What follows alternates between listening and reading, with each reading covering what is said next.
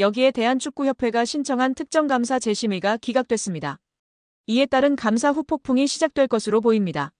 문화체육관광부는 2025년 1월 2일 대한축구협회가 신청한 특정감사 재심의에 대해 기각을 결정해 통지했다라고 밝혔습니다. 앞서 문체부는 27건의 위법 및 부당사항들에 대해 축구협회에 징계, 시정, 주의제도 개선 등을 요구했으며 합리적인 개선 방안을 마련하도록 통보했습니다.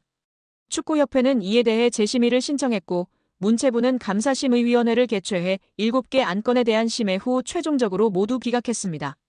재심의가 받아들여지지 않으며 축구협회는 한 개월 내 징계에 대한 징계 의결 뒤 결과를 통보해야 하며 제도 개선이나 시정 조치에 대해서는 2개월 내에 문체부에 알려야 하는 상황입니다.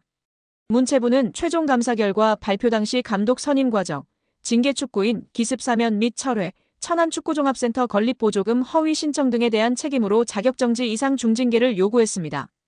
더불어 문체부는 김정배 부회장, 이임생 기술총괄이사 등에게는 홍명보 현 국가대표팀 감독 선임 과정에 책임을 물어 자격정지 이상의 중징계를 요구했습니다.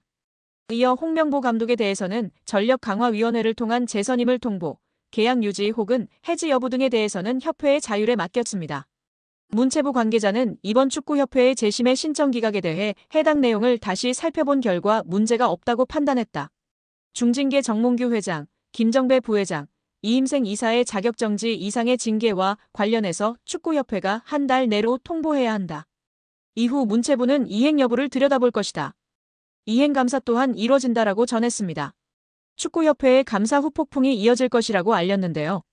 문체부 관계자는 축구협회의 대한민국 천안축구종합센터 건립 관련 차입금 실행과 보조금 집행과 관련해 국고보조금 부정 수급이 있었다.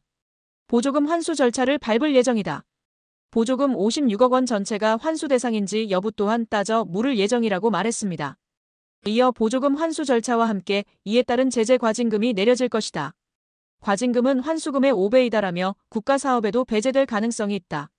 한 해 축구협회에 370억 원의 지원금이 나간다. 횟수가 늘어난다면 축구협회 예산에도 영향이 클 것이라고 덧붙였습니다.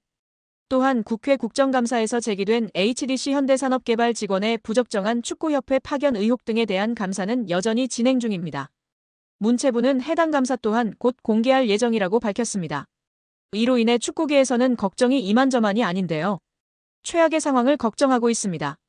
최악의 상황이라 함은 보조금 환수 절차와 함께 이에 따른 제재 과징금이 내려질 것이기 때문입니다. 과징금은 환수금의 5배이기 때문입니다. 이에 더해 축구협회에 지급되던 370억 원의 연간 지원금도 배제될 가능성이 높아지고 있습니다. 이 같은 조치는 재정적으로 궁핍한 축구협회 입장에서는 자칫 파산, 부도의 위기로 내몰릴 수 있다고 판단됩니다. 천안축구센터의 공사는 당연히 큰 차질이 예상되고 직원들의 급여 지급도 원만하지 않을까 걱정이 됩니다. 정몽규 취임 후 보조금은 11년간 3배 늘었습니다. 정부 보조금은 연간 최소 110억 원 수준이며 스포츠 토토 등 복표 수익 연간 200억 원이 지원되고 있습니다. 주요국 정부 보조금 없거나 의존도 낮으며 피파 랭킹 20위권 국가들은 70% 이상이 협회장은 전문 경영인이 하고 있고 이외 축구인 등이 하고 있습니다. 우리나라처럼 재벌 총수가 회장인 곳은 단 한 곳도 없습니다. 대한축구협회에 연간 약 300억 원의 국가재정이 투입되면서 수익에서 정부 의존도가 약 30%에 달하는 것으로 나타나며 충격에 빠졌습니다. 사실상 정부 재원이 아니면 운영이 어려운 셈입니다. 미국과 일본 등 주요국은 국가보조금 의존도가 낮은 가운데 축협의 재정 자립을 촉구하는 목소리가 나오고 있습니다. 18일 한경닷컴이 축협의 손익계산서를 분석한 결과 지난 2013년 이후 보조금과 복표 수익을 제외하면 연 평균 300억 원 적자를 기록하고 있습니다. 여기에 신문선 후보는 이날 취재진과 마주해 정몽규 후보는 애초에 자격이 없는 사람이라고 주장했습니다. 신 후보는 정몽규 후보가 협회 정관 제29조 제2항 7호의 후보 결격 사유에 해당한다고 봤습니다. 협회 정관에 따르면 사회적 무례협회나 대한체육회 및 그 회원단체로부터 징계는 받지 않았지만 임원의 결격 사유에 해당하는 유사 행위 등 그 밖에 적당하지 않은 사유가 있는 사람은 협회의 임원이 될 수 없다고 명시돼 있습니다. 신문선 후보는 정 후보가 문화체육관광부에서 발표한 협회 특정감사에서 중징계 문책 요구를 받았다는 사실을 짚으며 정 후보는 대한축구협회장 선거 후보자 자격이 없음을 스스로 인정하고 더 이상 회장 선거가 파행되지 않도록 결단 내려달라 요구한다. 협회는 중앙선관위 위탁이 되지 않는다면 선거가 투명하고 공정한 절차로 진행되도록 축구계가 인정하는 객관적이고 중립적인 인사들로 선관위를 재구성할 것을 요청한다라고 외쳤습니다. 한편 취재진 사이에선 김태규 대한배드민턴협회장도 사회적 물의로 인해 후보 결격자 판정을 받았다. 정몽규 회장에게도 같은 판정이 나와야 한다고 보는지라는 질문이 나왔습니다. 이에 신문선 후보는 국민들을 대상으로 누가 더 사회적 물의를 빚었나라는 여론조사를 해보자. 여론조사를 한다면 아마 정몽규 후보가 23배 정도 높을 것이다라고 꼬집었습니다. 또 신문선 후보는 만약 정몽규 회장이 당선된다면 문체부가 승인할까라고 되물으며 결국 검찰 수사 과정까지도 치닫지 않겠느냐라는 생각이다. 지난 12년 동안 협회를 이끌면서 작은 흠결이 있지만 명예스럽게 떠나는 모습도 기대하고 있다라고 전했습니다.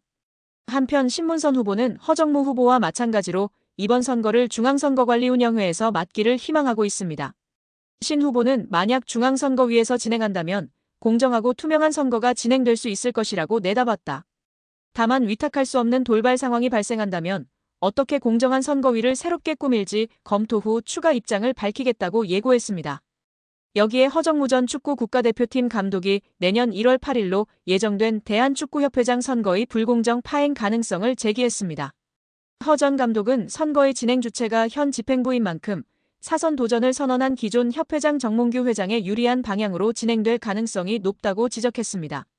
그는 앞서 3일 YTN 라디오 이슈앤피플과의 전화 인터뷰에서도 1월 8일 선거 자체가 상당히 애매모호한 요소가 많다. 여러 가지 불리한 점이 많지만 이겨내겠다고 언급한 바 있는데요.